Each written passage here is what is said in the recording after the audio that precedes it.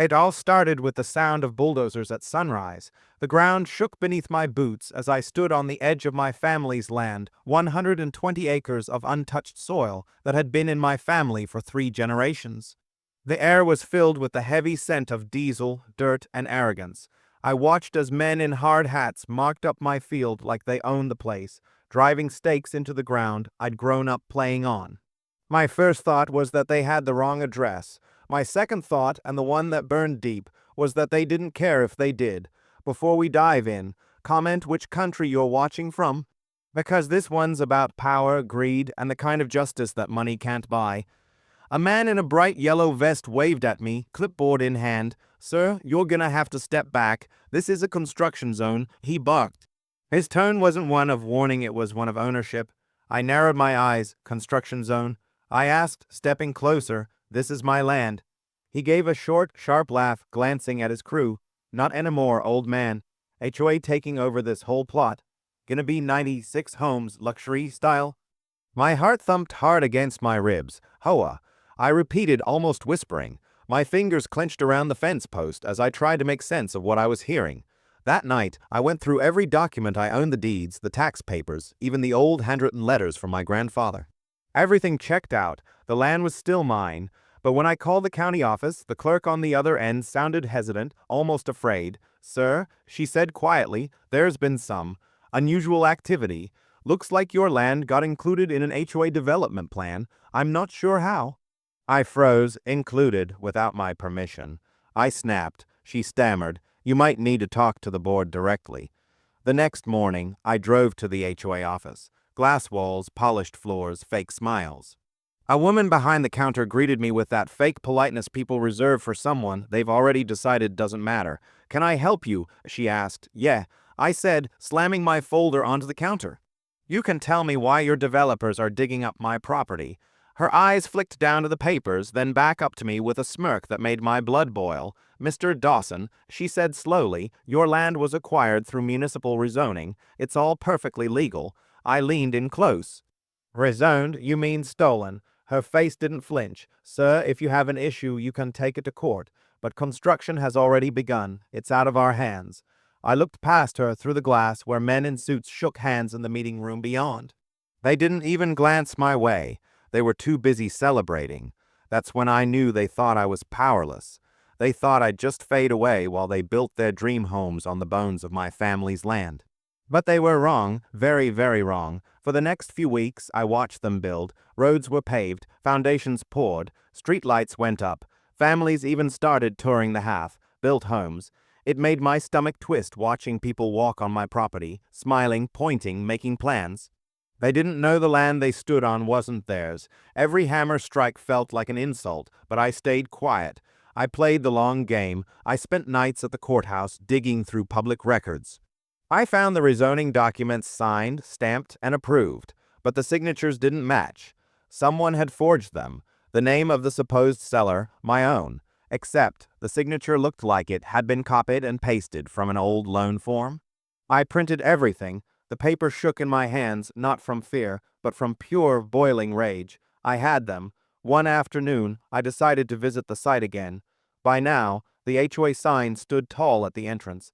Silver Pines Community starting at $650,000. I parked my truck right under it.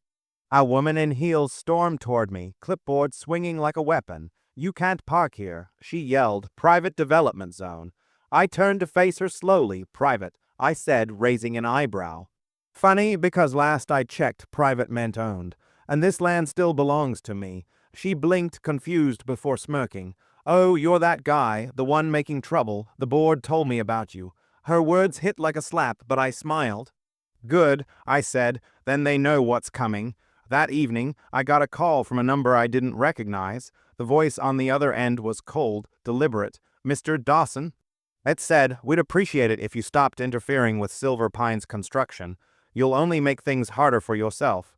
I laughed. "Harder for me? You built 96 homes on stolen land. I'm just getting started." There was silence, then a sharp click. They'd hung up.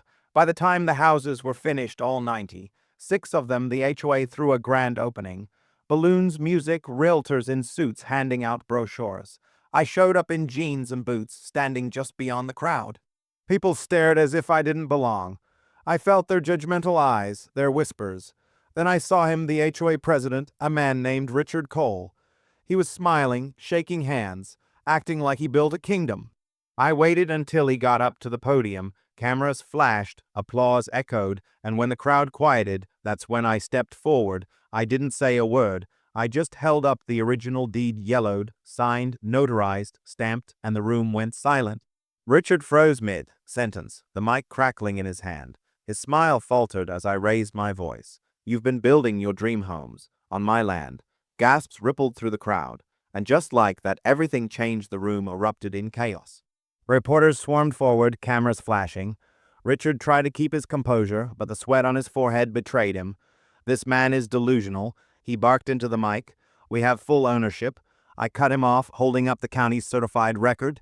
"You forged my signature, rezoned without consent, and sold property that never belonged to you." I walked right up to the stage, my boots echoing on the floor. The crowd parted like water. "Tell them," I said quietly, "how you pulled it off." His jaw tightened. "Security," he shouted. Two guards moved toward me, but before they reached, I handed a folder to one of the journalists nearby. "These are the court documents. Go ahead, read them." The guards hesitated. The crowd was buzzing now, voices rising, people demanding answers. Richard's calm, polished image was cracking in real time. Within a week, the story hit every local news station. Man claims HOA built 96 homes on his land. The headlines read. Reporters waited outside my driveway for interviews, but I didn't talk. I was too busy preparing for court. My lawyer, a tough woman named Janet, looked me dead in the eye before the first hearing. "You've got them cornered," she said. "But be ready. They'll try everything to bury this." In the courtroom, the HOA lawyers came armed with thick folders, smug faces, and fake confidence. But when Janet dropped the original deed on the table, the real one, you could feel the air change. The judge lifted his glasses, scanning the papers slowly. "Mr. Dawson," he said, "this appears to be the original notarized deed from your grandfather's estate. Is that correct?" I nodded. "Yes, Your Honor, and I never sold it." The HOA attorney tried to object, muttering about clerical errors and rezoning permissions, but the judge raised a hand. "Enough. This court will not tolerate fraud under any disguise." The room fell silent. Richard's face went pale. He knew it was over. Weeks later, the court ruled in my favor. The land, every square inch, was legally returned to me. The HOA was ordered to compensate me for damages, and the county began an investigation into the forged documents. The developers vanished overnight, their offices cleared out like ghosts. I stood on my porch one last time, watching the sun set over the rows of brand new houses that now sat empty monuments of greed and arrogance. The wind carried the faint sound of silence, no construction, no shouting, just peace. I smiled to myself, holding that old deed close to my chest. They thought they could steal my land, but they forgot you can't steal what's rooted in blood, history, and truth. And when justice finally hits the ground, it hits hard.